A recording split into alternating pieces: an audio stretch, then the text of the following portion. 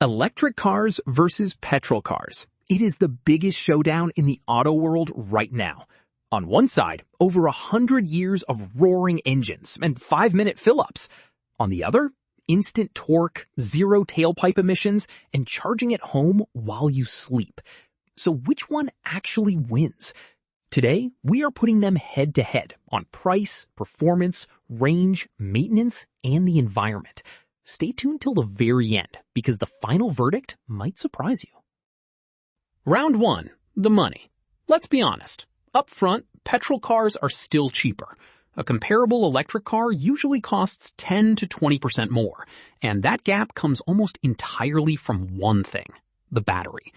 But the story does not end at the showroom. Electricity costs a fraction of petrol per kilometer. Charge overnight at home, and your running cost can drop by 60 to 70%. Add government incentives and tax breaks in many countries, and that price gap shrinks fast. Drive an EV for 5 years, and for most people, the total cost of ownership already tilts electric. Round 2. Performance. This one is a blowout. An electric motor delivers 100% of its torque instantly. No gears, no revving up, no waiting. That is why even a mid-range family EV will launch from 0 to 100 faster than many petrol sports cars. The low-mounted battery also gives EVs a low center of gravity, so they feel planted in corners. Petrol fights back with character, though. The sound, the gear shifts, the drama. But on pure speed and smoothness, electric wins, and it is not close.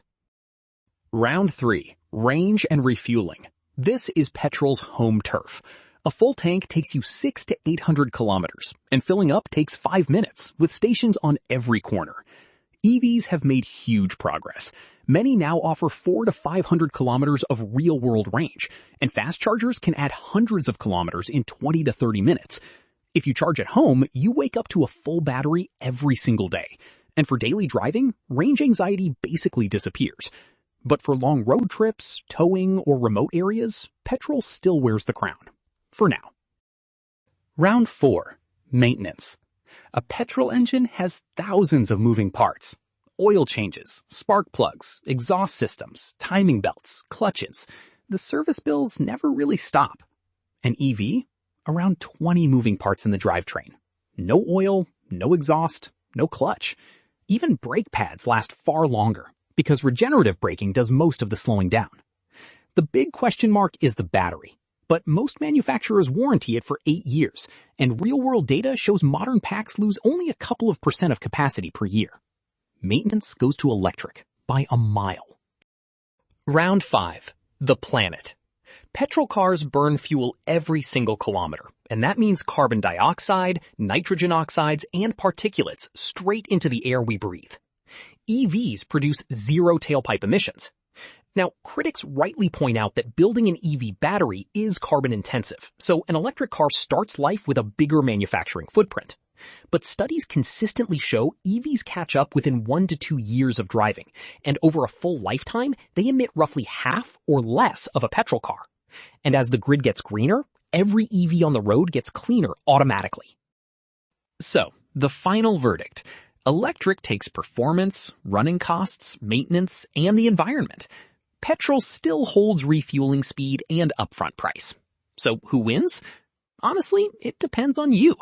If you can charge at home and mostly drive in the city, an EV is cheaper, faster, and cleaner. If you live somewhere with no charging, or you drive huge distances in remote areas every week, a petrol car still makes sense.